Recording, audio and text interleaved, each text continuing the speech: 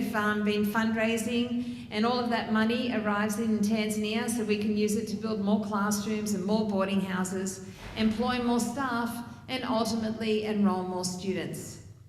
So what does St. Jude's have today? So St. Jude's today is very proud. We've got 1,800 students, all on full scholarships. So whilst we started with 3 kids, we're now very proud that we have 3 schools. The 3 schools are on 3 different campuses. This is our primary school. Our primary school is a day school for girls and boys. Each of our schools has its own headmaster, its own school board, its own registration certificate. This is our girls' secondary school that we started back in 2020. It's about 5 years old, and this is where they all board. These are the boarding houses. Both of our secondary schools are 100% boarding. And then this is the school that the Smiths helped us with. This is the school near Mount Kilimanjaro International Airport, and it basically has boarding for about 1,000 students. So they are the 3 campuses. A lot of people ask me, how does one get into St. Jude? So I'm going to go through our scholarship program. We have 3 chances to get into St. Jude's. You can get a scholarship at the beginning of primary school. If you're not lucky enough to get a scholarship at the beginning of primary school, like Emmanuel came in at primary school. There's another chance at the beginning of secondary school. So Dr. Soule got in at secondary school. Now for ease, I'm going to go through our primary enrolment process, but we do the same thing at secondary as well. And Kelly, you're still in it. So to get a scholarship at St. Jude's, first of all, you have to be coming from a public school. If you're currently enrolled in a private school, you're not eligible for a scholarship. After that, you then have to pass our scholarship exams because 100% of our students are on academic scholarships. Once the student has passed the academic scholarships, we then do poverty checks to see if their home is poor enough or their family are poor enough for the program. So we actually visit the children's homes. Once the child proves that they're coming from a public school, they can pass our scholarship exams and they've passed our poverty test, we then give them a uniform, formally enrol them. Can you remember this, Emmanuel? Send them out to their parents, who are obviously very excited about their child getting a scholarship, and then we jump on a plane, come out to America and try and get them all sponsored. So that's what we do each year. I have a little video here that basically summarises the process I just explained to you.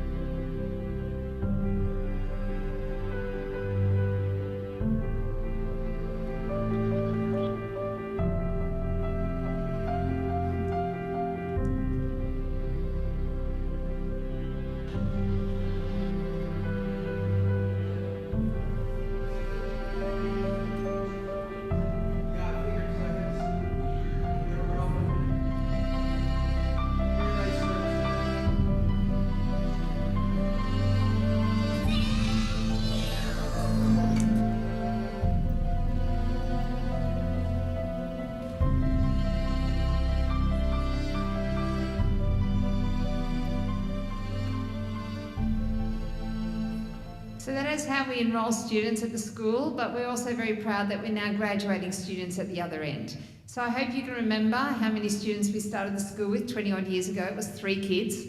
Those 3 kids finally reached senior high school back in 2015.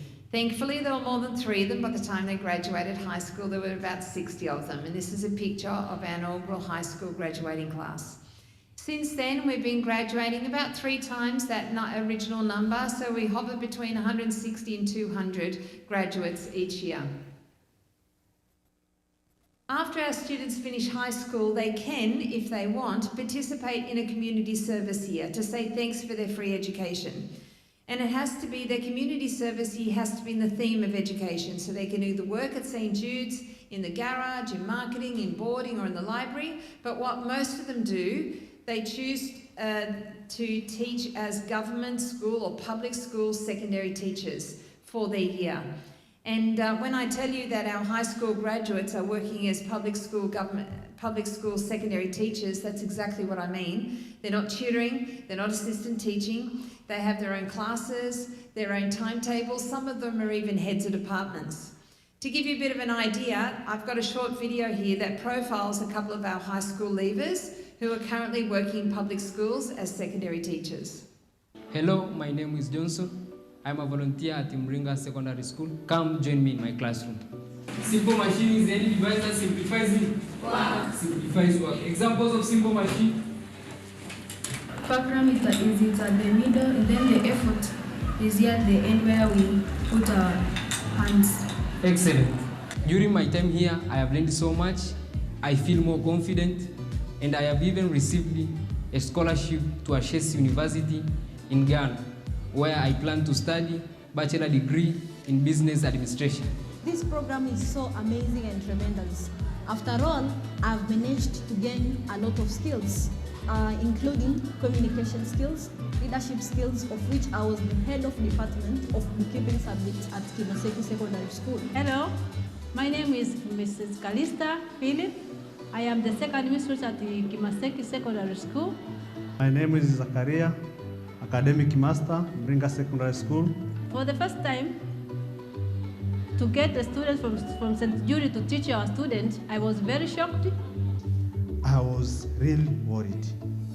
But at the end, I realized that those students from St. Jude, they were capable teaching students than even those student teachers from other colleges. I was surprised to see their work and their outcome. Not only academic performance, but also the extracurricular. We are grateful for those who are supporting the program. It is very productive to us. Thank you so much. So after the community service here, our students go off to university. But before they go to university, I thought I'd give you some statistics. Currently, St. Jude students who just graduated from high school are currently working in over 90 public secondary schools, teaching between them around 18,000 students. Currently, St. Jude's also has a tertiary program. We are financially supporting over 400 students across 14 different countries in over 40 universities. I hope you remember when I got my first high school graduates out of university in 2015. One of them was Sule, as you know. They started coming out of university back around 2019, 2020. And this is some of them. They started coming out as marketing, IT, education type degrees. Since then, a further 500 students have graduated from university. And one of them, as you know, is Dr. Sule. And I'd like to introduce to you Sule, everybody, so he can tell you his story. And we're just going to do a swap over. So 1 minute. He's coming down and I'm going up. Okay.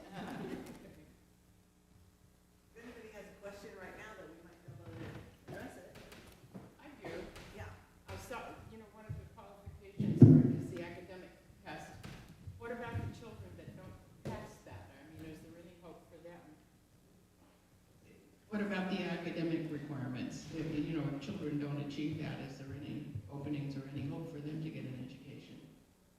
You're talking about the students from the government schools that are trying to get into St. Jude's? Or you're talking about St. Jude kids who take the test? Well, I was really just talking in general. I wasn't sure exactly how the candidates were gathered. I guess the challenge is, and it's actually improved in Tanzania over the last 20 years or so since we've known about the school and been going back and forth. The primary school situation used to be that there weren't even enough primary schools really to attract all the kids who should be in school, and you'd drive around and you'd see little kids and you'd think, I think that kid should be in school. But now they've done a much better job. They have enough primary schools, and most students do go to primary school. So the ones who test candidates come from the candidates come from the government schools, because if they're in a private school or something, they're probably too rich to be able to be considered coming from a family that really can't afford to send their kids to get a good education. What happens then for those students is they have to fight their way kind of through the government system. There's not really enough good secondary schools to accommodate everybody. So some of them get left out of good education. And we've found that when we pull kids in at the beginning of high school, somehow they've done really well in the government system, so they're really determined, really smart, lots of grit. Those are the ones they get to St. Jude, they start to learn English better because St. Jude teaches in English, whereas the government schools have taught in Swahili. Then as soon as they get their English down, they're ready to go and they pop up to the top of the class. So Sule, you're back. Thank you, Gemma. It's my pleasure to share again the longer version of my story. My name is Dr. Suleiman, and I come from a big family of 6. I have 4 brothers and a sister, and I am the baby of the family.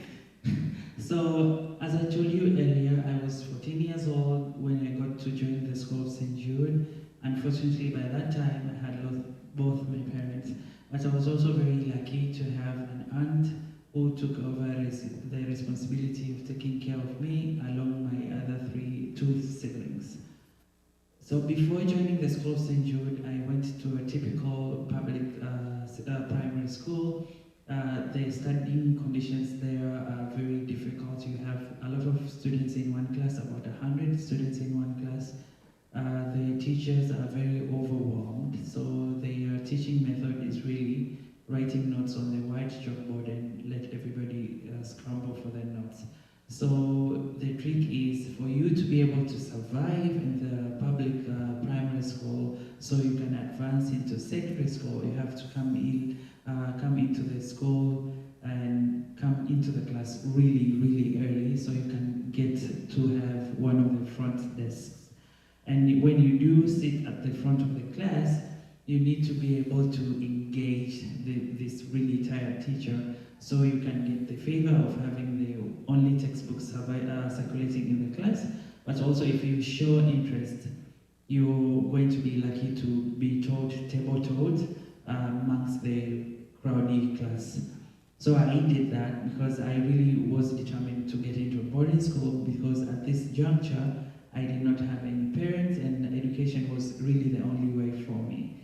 So I was really determined to get into a boarding school, because boarding school would mean less burden to my aunt, more time for me to study, and less worries with my other brothers. So I did end up getting a really good school, but it was in a boarding school.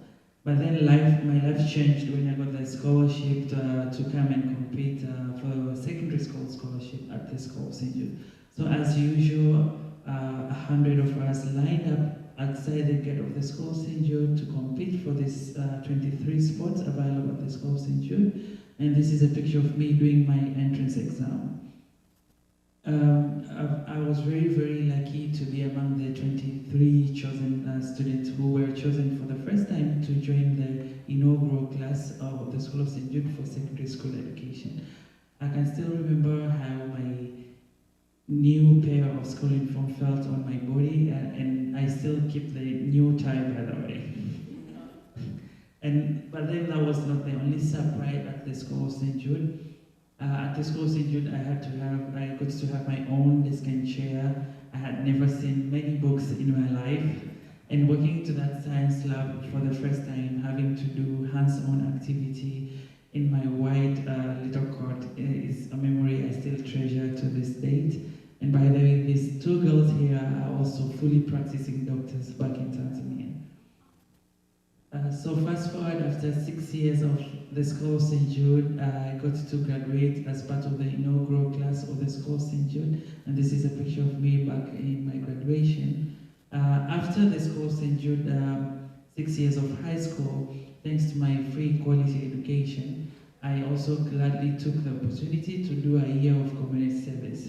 So for that year, I volunteered at the School of St. Jude's visitor department. As you know, we get sponsors and donors and people who help us to spread the word about the School of St. Jude through our big visitors program at the school. So for that year, we hosted about 1,000 visitors. So we were very busy that year.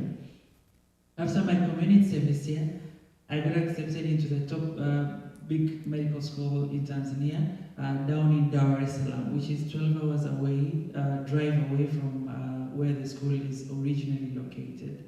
So I did first 5 years of med school there, and in the year 2021, I was very, very happy to graduate top 1% in my class as a general practitioner. Unfortunately, my aunt, who used to take care of me through high school, was not able to make it to a 12 hours drive.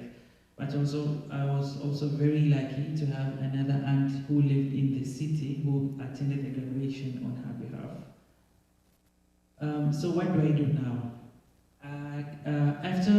After 5 years of medicine, a challenging internship here, I got to be registered and allowed to practice in Tanzania, mainland and Zanzibar Island as a general practitioner. So I did that for 2 years, and I got a job in the Ministry of Health, which placed me down in Mtwara. And after 8 months of working in Mtwara, I just got accepted into a residency program. So after this trip, I'm going to do a master's degree for 4 years to become an emergency specialist. So everyone, my story is just a few of the many, many stories of the alumni of the School of St. Jude who are making great impact and changing lives within themselves and their families and also their communities. But we have a couple of students who need sponsorship, so please consider getting involved with the School of St. Jude by sponsoring one of these kids, buying a textbook, buying a piece of art of which we can actually send this to you, or by simply spreading the word about the School of St. Jude. Thank you.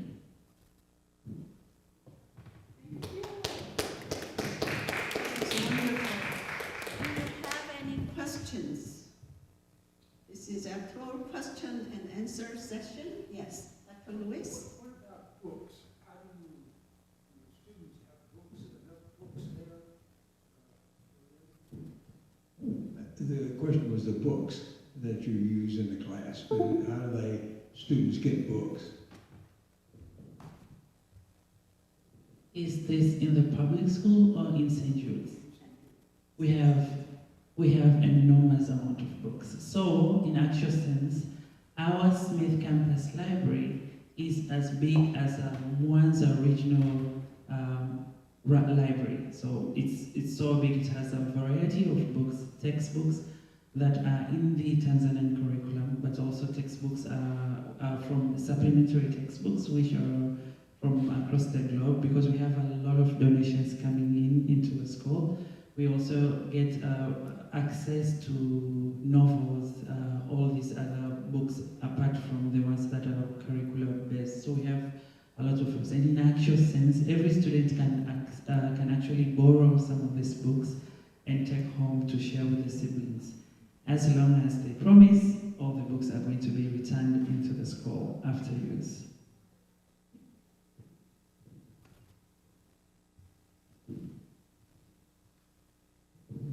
Did you know English when you started at St. Jude's, or did you learn it there? And were the exams in English or in Swahili? All my primary school exams were in Swahili. I only did English as a subject, so basically I knew cramp English. I didn't speak any English in my 7 years of primary school.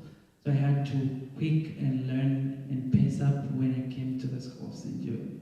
So the School of St. Jude, you were encouraged to speak English while in the school, and we used to have a couple of expats who spoke English as a native language. So we were encouraged to go there and greet them so we can learn spoken English. But now, Gemma was just telling me, the school has introduced English as a second language training and practice to help the students who join the school to be able to practice their English. Because now, whereas previously we had a lot of students coming in through primary school, now the school takes more students in the higher secondary school. So we would have a lot of students who don't have English in their first year of joining the School of St. Jude, but they have to pace up. So there's an introduced program of English as a second language where they listen to a software speaking to them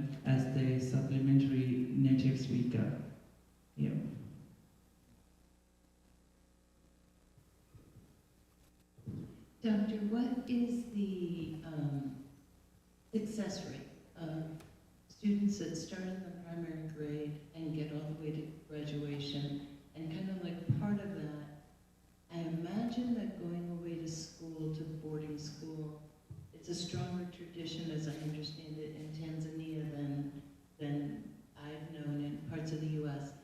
But that's a pretty big transition for young kids that could impede, like, being able to get to graduation because of really having a hard time living away from home. So what are some of those factors? At the school of St. Jude, 97% of all the high school graduates go into university. So we have such a big success rate. Primary to high school, it's, I'm not quite sure of the actual statistics, but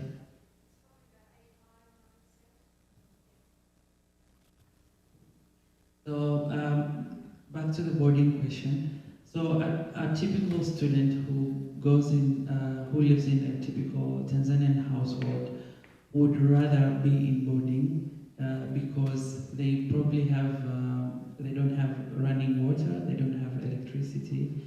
Their family can afford maybe 2 meals only per day, and they are living. It's quite a big family living in a small household.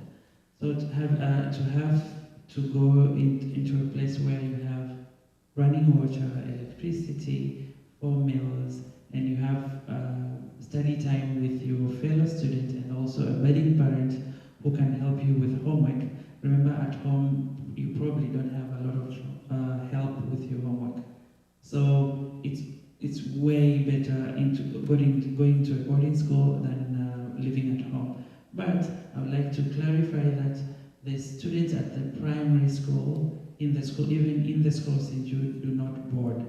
So these are day students, they go home every day until when they start their 8th grade, which is an equivalent of secondary school. This is when they go into boarding. And even when they are in boarding, they have such a well-spaced time between when they stay in boarding and when they go back home. So for example, I know middle secondary school, after every 7 weeks, they have a weekend at home.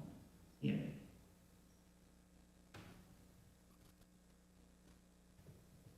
Well, thank you. Thank you, Dr. Mohammed. And well, it was a truly meaningful time for us to learn about education in Tanzania.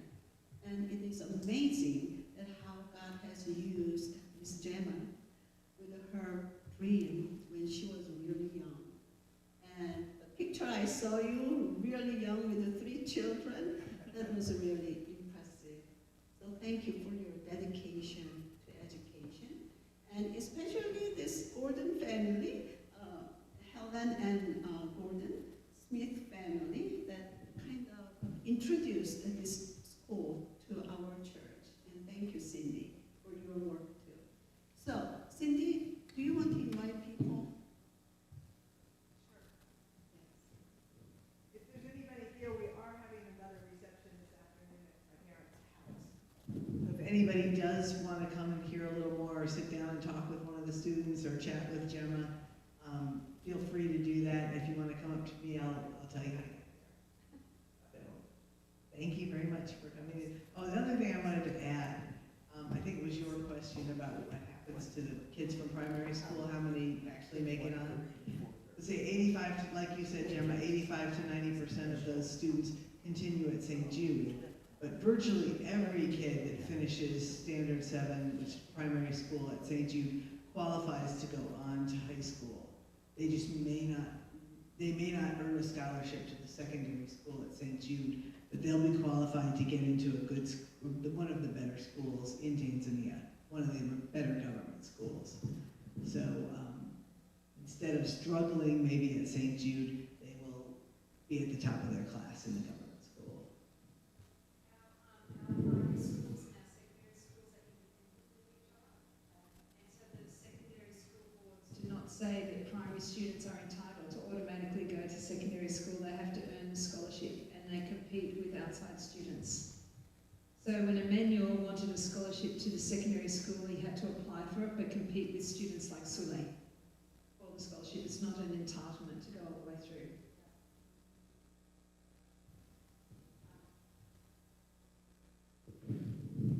Well, now let us go in peace and enjoy lunch. And if you want to, you can go to always Helen and Gordon's place for more questions and answers.